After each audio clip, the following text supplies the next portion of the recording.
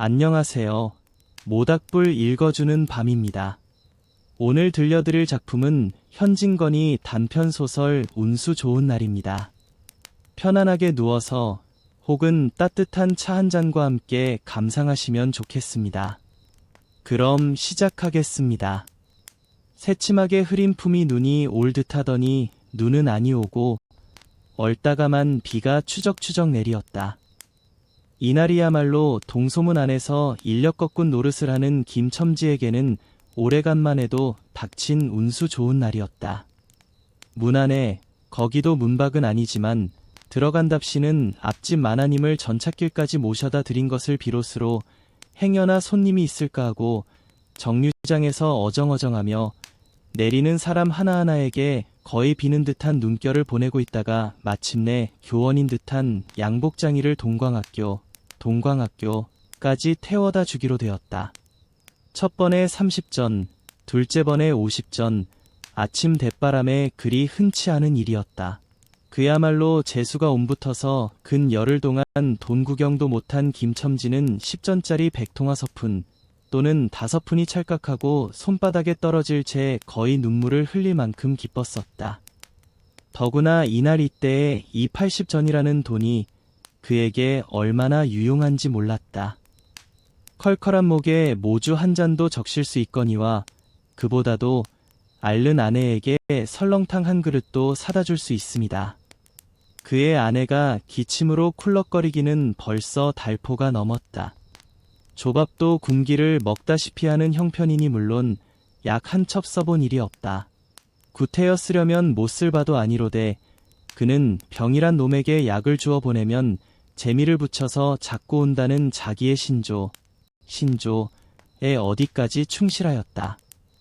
따라서 의사에게 보인 적이 없으니 무슨 병인지는 알 수 없으되 반드시 누워가지고 일어나기는 새로 모로도 못 눕는 걸 보면 중증은 중증인 듯 병이 이대도록 심해지기는 열흘 전에 조밥을 먹고 체한 때문이다.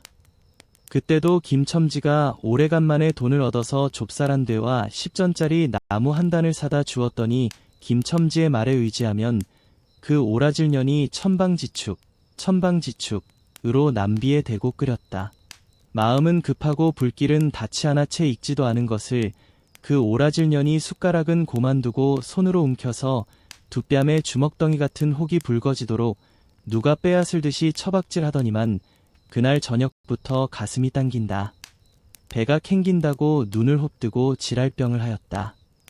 그때 김첨지는 열화와 같이 성을 내며 에이 오라질 년 조롱복은 할 수가 없어 못 먹어 병 먹어서 병 어쩌란 말이야. 왜 눈을 바로 뜨지 못해?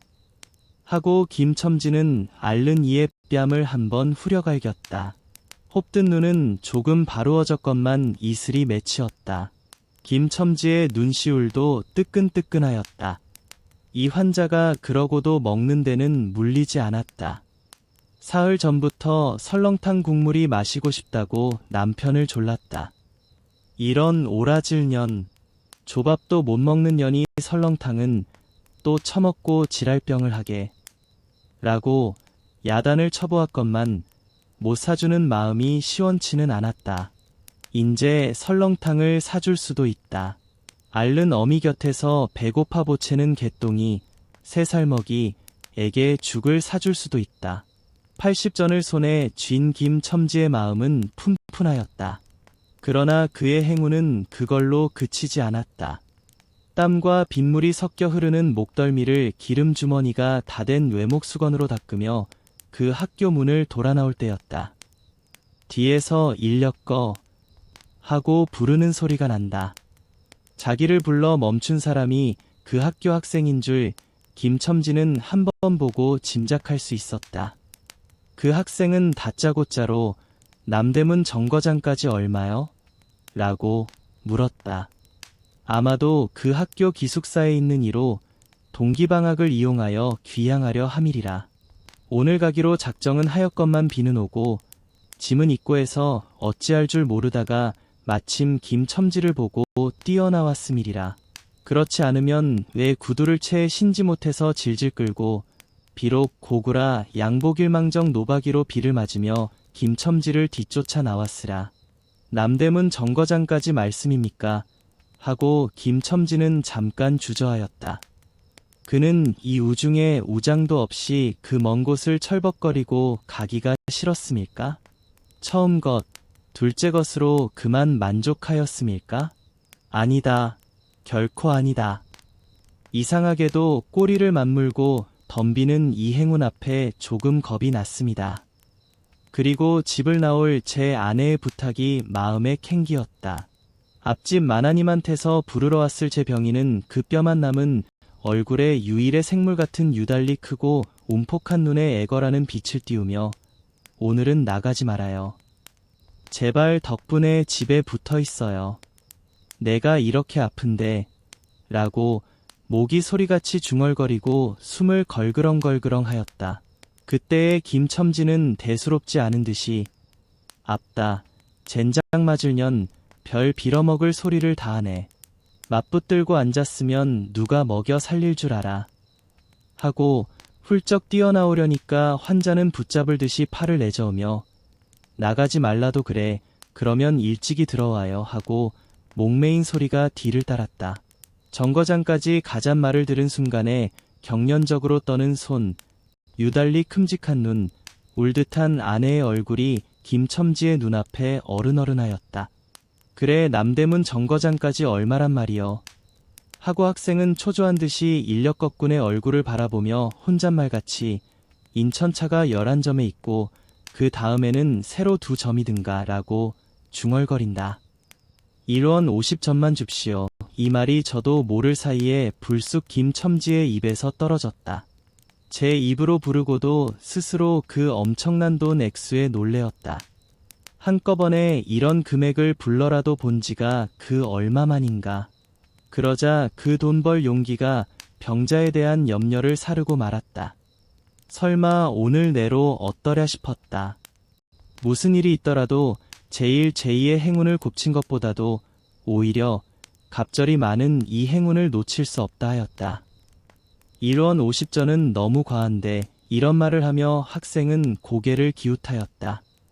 아니올시다. 이수로 치면 여기서 거기가 시오리가 넘는답니다. 또 이런 진날은 좀 더 주셔야지요. 하고 빙글빙글 웃는 차부의 얼굴에는 숨길 수 없는 기쁨이 넘쳐 흘렀다. 그러면 달라는 대로 줄 터이니 빨리 가요. 관대한 어린 손님은 그런 말을 남기고 총총히 옷도 입고 짐도 챙기러 갈 대로 갔다. 그 학생을 태우고 나선 김첨지의 다리는 이상하게 거뿐하였다. 다름질을 한다는 이보다 거의 나는 듯하였다. 바퀴도 어떻게 속히 도는지 군다는 이보다 마치 얼음을 지쳐나가는 스케이트 모양으로 미끄러져 가는 듯하였다. 얼은 땅에 비가 내려 미끄럽기도 하였지만 이윽고 끄는 이의 다리는 무거워졌다. 자기 집 가까이 다다른 까닭이다. 새삼스러운 염려가 그의 가슴을 눌렀다. 오늘은 나가지 말아요. 내가 이렇게 아픈데. 이런 말이 잉잉 그의 귀에 울렸다. 그리고 병자의 움쑥 들어간 눈이 원망하는 듯이 자기를 노리는 듯하였다. 그러자 엉엉하고 우는 개똥이의 곡성을 들은 듯 싶다. 딸꾹딸꾹하고 숨 모으는 소리도 나는 듯 싶다. 이리우 기차 놓치겠구먼 하고 탄이의 초조한 부르짖음이 간신히 그의 귀에 들어왔다. 언뜻 깨달으니 김첨지는 인력거를 쥔 채 길 한복판에 엉거주춤 멈춰있지 않은가. 하고 김첨지는 또다시 다름질하였다. 집이 차차 멀어갈수록 김첨지의 걸음에는 다시금 신이 나기 시작하였다. 다리를 제게 놀려야만 쉴 새 없이 자기의 머리에 떠오르는 모든 근심과 걱정을 잊을 듯이 정거장까지 끌어다주고 그 깜짝 놀란 1원 50전을 정말 제 손에 쥐매 제 말맞다나 10이나 되는 길을 비를 맞아가며 질퍽거리고 온 생각은 아니하고 거저나 얻은 듯이 고마웠다. 졸부나 된 듯이 기뻤다. 제 자식 뻘밖에 안 되는 어린 손님에게 몇 번 허리를 굽히며 안녕히 다녀옵시오 라고 깍듯이 재우쳤다. 그러나 빈 인력거를 털털거리며 이 우중에 돌아갈 일이 꿈밖이었다. 노동으로 하여 흐른 땀이 식어지자 굶주린 창자에서 물 흐르는 옷에서 어슬어슬 한기가 솟아나기 비롯함에 이런 50전이란 돈이 얼마나 괜찮고 괴로운 것인 줄 절절히 느끼었다. 정거장을 떠나는 그의 발길은 힘 하나 없었다. 온몸이 옹송그려지며 당장 그 자리에 엎어져 못 일어날 것 같았다. 젠장 맞을 것. 이 비를 맞으며 빈 인력거를 털털거리고 도라를 간담. 이런 빌어먹을 제 할미를 붙을 비가 왜 남의 상판을 딱딱 때려. 그는 몹시 화증을 내며 누구에게 반항이나 하는 듯이 개걸거렸다. 그럴 즈음에 그의 머리엔 또 새로운 광명이 비쳤나니 그것은 이러고 갈 게 아니라 이 근처를 빙빙 돌며 차 오기를 기다리면 또 손님을 태우게 될는지도 몰라 란 생각이었다. 오늘 운수가 괴상하게도 좋으니까 그런 요행이 또 한 번 없으리라고 누가 보증하랴. 꼬리를 굴리는 행운이 꼭 자기를 기다리고 있다고 내기를 해도 좋을 만한 믿음을 얻게 되었다. 그렇다고 정거장 인력거꾼의 등살이 무서우니 정거장 앞에 섰을 수는 없었다. 그래 그는 이전에도 여러 번 해본 일이라 바로 정거장 앞 전차 정류장에서 조금 떨어지게 사람 다니는 길과 전찻길 틈에 인력거를 세워놓고 자기는 그 근처를 빙빙 돌며 형세를 관망하기로 하였다. 얼마 만에 기차는 왔고 수십 명이나 되는 손이 정류장으로 쏟아져 나왔다. 그 중에서 손님을 물색하는 김첨지의 눈엔 양머리에 뒤축 높은 구두를 신고 망토까지 두른 기생퇴물인 듯 남봉 여학생인 듯한 여편네의 모양이 띄었다. 그는 슬근슬근 그 여자의 곁으로 다가들었다. 아씨, 인력거 아니 타시랍시여. 그 여학생인지 뭔지가 한참은 매우 택가를 빼며 입술을 꼭 다문 채 김첨지를 거들떠보지도 않았다.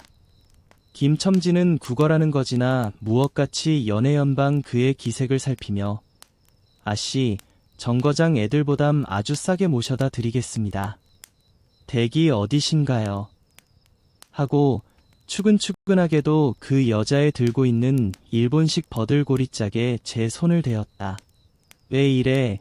남 기치 않게 소리를 병력같이 지르고는 돌아선다. 김첨지는 어랍시여 하고 물러섰다. 전차는 왔다. 김첨지는 원망스럽게 전차 타는 일을 노리고 있었다. 그러나 그의 예감은 틀리지 않았다. 전차가 빡빡하게 사람을 싣고 움직이기 시작하였을 때 타고 남은 손 하나이 있었다. 굉장하게 큰 가방을 들고 있는 걸 보면 아마 분비는 차 안에 짐이 크다 하여 차장에게 밀려 내려온 눈치였다. 김첨지는 대어섰다. 인력거를 타시랍시여. 한동안 값으로 승강이를 하다가 60전에 인사동까지 태워다 주기로 하였다. 인력거가 무거워짐에 그의 몸은 이상하게도 가벼워졌고 그리고 또 인력거가 가벼워지니 몸은 다시금 무거워졌건만 이번에는 마음조차 초조해온다. 집의 광경이 자꾸 눈앞에 어른거리어 인제 요행을 바랄 여유도 없었다. 나무 등걸이나 무엇 같고 제 것 같지도 않은 다리를 연애 꾸짖으며 갈팡질팡 뛰는 수밖에 없었다. 저놈의 인력거군이 저렇게 술이 취해가지고 이 진 땅에 어찌 가노? 라고 길 가는 사람이 걱정을 하리만큼 그의 걸음은 황급하였다. 흐리고 비오는 하늘은 어둠침침하게 벌써 황혼에 가까운 듯하다. 창경원 앞까지 다다라서야 그는 턱에 닿은 숨을 돌리고 걸음도 늦추잡았다. 한 걸음 두 걸음 집이 가까워올수록 그의 마음조차 괴상하게 누그러웠다.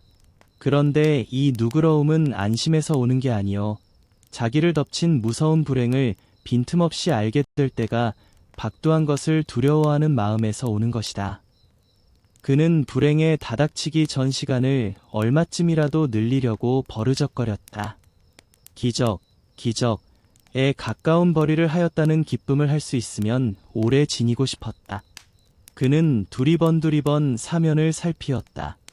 그 모양은 마치 자기 집, 곧 불행을 향하고 달려가는 제 다리를 제 힘으로는 도저히 어찌할 수 없으니 누구든지 나를 좀 잡아다고 구해다고 하는 듯하였다. 그럴 즈음에 마침 길가 선술집에서 그의 친구 치삼이가 나온다. 그의 우글우글 살찐 얼굴에 주홍이 돋는 듯 온 턱과 뺨을 시커멓게 구레나룻이 덮였거늘 노르탱탱한 얼굴이 바짝 말라서 여기저기 고랑이 패고 수염도 이때야 턱 밑에만 마치 소립송이를 거꾸로 붙여놓은 듯한 김첨지의 풍채하고는 기이한 대상을 짓고 있었다. 여보게 김첨지, 자네 문안 들어갔다 오는 모양일세 그려. 돈 많이 벌었을 테니 한 잔 빨리게. 뚱뚱보는 말라깽이를 보든 마태 부르짖었다. 그 목소리는 몸짓과 딴판으로 연하고 삭삭하였다. 김첨지는 이 친구를 만난 게 어떻게 반가운지 몰랐다. 자기를 살려준 은인이나 무엇같이 고맙기도 하였다. 자네는 벌써 한 잔 한 모양 일세 그려. 자네도 오늘 재미가 좋아 보이. 하고 김첨지는 얼굴을 펴서 웃었다. 앞다. 재미 안 좋다고 술 못 먹을랜가. 그런데 여보게, 자네 왼몸이 어째 물독에 빠진 새앙지 같은가? 어서 이리 들어와 말리게. 선술집은 훈훈하고 뜨뜻하였다. 추어탕을 끓이는 솥뚜껑을 열 적마다 뭉게뭉게 떠오르는 흰김, 석쇠에서 뻐지직 구워지는 너비안이 구이며 제육이며 간이며 콩파치며 북어며 빈대떡, 이 너저분하게 늘어놓인 안주탁자의 김첨지는 갑자기 속이 쓰려서 견딜 수 없었다. 마음대로 할 양이면 거기 있는 모든 먹은 먹이를 모조리 깡그리 집어삼켜도 시원치 않았다. 하대 배고픈 이는 이선 분량 많은 빈대떡 2개를 쪼이기도 하고 추어탕을 한 그릇 청하였다. 줄인 창자는 음식맛을 보더니 더욱더욱 비어지며 자꾸자꾸 드리라 하였다. 순식간에 두부와 밑꿀이 든 국 한 그릇을 그냥 물같이 들이키고 말았다. 셋째 그릇을 받아들었을 제 데우던 막걸리, 곱빼기 2잔이 더웠다. 치삼이와 같이 마시자 원원이 비었던 속이라 찌르르하고 창자에 퍼지며 얼굴이 화끈하였다. 눌러 곱빼기 한 잔을 또 마셨다. 김첨지의 눈은 벌써 개게 풀리기 시작하였다. 석쇠에 얹힌 떡 2개를 숭덩숭덩 썰어서 볼을 불룩거리며 또 곱빼기 2잔을 부어라 하였다. 치삼은 의아한 듯이 김첨지를 보며 여보게 또 붓다니 벌써 우리가 넉 잔씩 먹었네.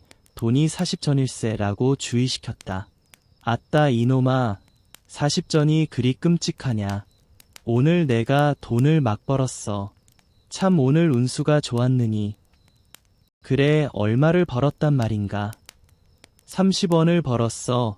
30원을. 이런 젠장 맞을 술을 왜 안 부어. 괜찮다. 막 먹어도 상관이 없어. 오늘 돈 산더미같이 벌었는데. 이 사람 취했군. 그만두세. 이놈아, 이걸 먹고 취할 내냐. 어서 더 먹어 하고는 치삼의 귀를 잡아채며 취한 이는 부르짖었다. 그리고 술을 붓는 15살 됨직한 중대가리에게로 달려들며 이놈, 오라질 놈, 왜 술을 붓지 않어? 라고 야단을 쳤다. 중대가리는 희히 웃고 치삼을 보며 문의하는 듯이 눈짓을 하였다. 주정꾼이 눈치를 알아보고 화를 버럭내며 애미를 붙을 이 오라질 놈들 같으니 이놈 내가 돈이 없을 줄 알고 하자마자 허리춤을 훔칫훔칫 하더니 1원짜리 한 장을 꺼내어 중대가리 앞에 펄쩍 집어던졌다. 그 사품에 몇 푼 은전이 잘그랑하며 떨어진다. 여보게 돈 떨어졌네. 얘 돈을 맡기었나 이런 말을 하며 일변 돈을 줍는다. 김첨지는 취한 중에도 돈의 거처를 살피는 듯이 눈을 크게 떠서 땅을 내려다보다가 불시에 제하는 짓이 너무 더럽다는 듯이 고개를 소스라치자 더욱 성을 내며 봐라. 이 더러운 놈들아, 내가 돈이 없나 다리뼈따구를 꺾어 놓을 놈들 같으니 하고 치삼에 주어주는 돈을 받아 이 원수의 돈, 이 육시를 할 돈 하면서 풀매질을 친다. 벽에 맞아 떨어진 돈은 다시 술 끓이는 양푼에 떨어지며 정당한 매를 맞는다는 듯이 쨍하고 울었다. 곱빼기 두 잔은 또 부어질 겨를도 없이 말려가고 말았다. 김첨지는 입술과 수염에 붙은 술을 빨아들이고 나서 매우 만족한 듯이 그 소립송이 수염을 쓰다듬으며 또 부어, 또 부어라고 외쳤다. 또 한 잔 먹고 나서 김첨지는 치삼의 어깨를 치며 문득 껄껄 웃는다. 그 웃음소리가 어떻게 컸는지 술집에 있는 이의 눈은 모두 김첨지에게로 몰리었다. 웃는 이는 더욱 웃으며 여보게 치삼이 내 우스운 이야기 하나 할까. 오늘 손을 태고 정거장에까지 가지 않았겠나. 그래서 갔다가 그저 오기가 안 됐대 그려. 그래 전차 정류장에서 얼음얼음하며 손님 하나를 태울 궁리를 하지 않았나. 거기 마침 마나님이신지 여학생님이신지 요새야 어디 논다니와 아가씨를 구별할 수가 있던가 망토를 두르고 비를 맞고 서 있겠지. 슬근슬근 가까이 가서 인력껏 타시랍시오 하고 손가방을 받으려니까 내 손을 탁부리치고 핵 돌아서더니만 왜 남을 이렇게 귀찮게 굴어. 그 소리야말로 꾀꼬리 소리지. 허. 김첨지는 교묘하게도 정말 꾀꼬리 같은 소리를 내었다. 모든 사람은 일시에 웃었다. 빌어먹을 깍쟁이 같은 년, 누가 저를 어쩌나. 왜 남을 귀찮게 굴어. 어이구 소리가 처신도 없지. 허허. 웃음소리들은 높아졌다. 그러나 그 웃음소리들이 사라지기 전에 김첨지는 훌쩍훌쩍 울기 시작하였다. 치삼은 어이없이 주정뱅이를 바라보며 금방 웃고 지랄을 하더니 우는 건 또 무슨 일인가. 김첨지는 연에 코를 들여마시며 우리 마누라가 죽었다네. 뭐 마누라가 죽다니 언제? 이놈아 언제는 오늘이지. 애끼 미친놈 거짓말 마라. 거짓말은 왜 참말로 죽었어. 참말로 마누라 시체를 집어 뻗을쳐놓고 내가 술을 먹다니 내가 죽일 놈이야. 죽일 놈이야 하고 김첨지는 엉엉 소리를 내어온다. 치삼은 흥이 조금 깨어지는 얼굴로 원 이 사람이 참말을 하나 거짓말을 하나. 그러면 집으로 가세. 가. 하고 우는 이의 팔을 잡아당기었다. 치삼의 끄는 손을 뿌리치더니 김첨지는 눈물이 글썽글썽한 눈으로 싱그레 웃는다. 죽기는 누가 죽어 하고 득이가 양양. 죽기는 왜 죽어. 생때같이 살아만 있단다. 그 오라질 년이 밥을 죽이지. 인제 나한테 속았다. 하고 어린애 모양으로 손뼉을 치며 웃는다. 이 사람이 정말 미쳤단 말인가. 나도 아주먼네가 앓는단 말은 들었는데. 하고 치삼이도 어느 불안을 느끼는 듯이 김첨지에게 또 돌아가라고 권하였다. 안 죽었어. 안 죽었대도 그래.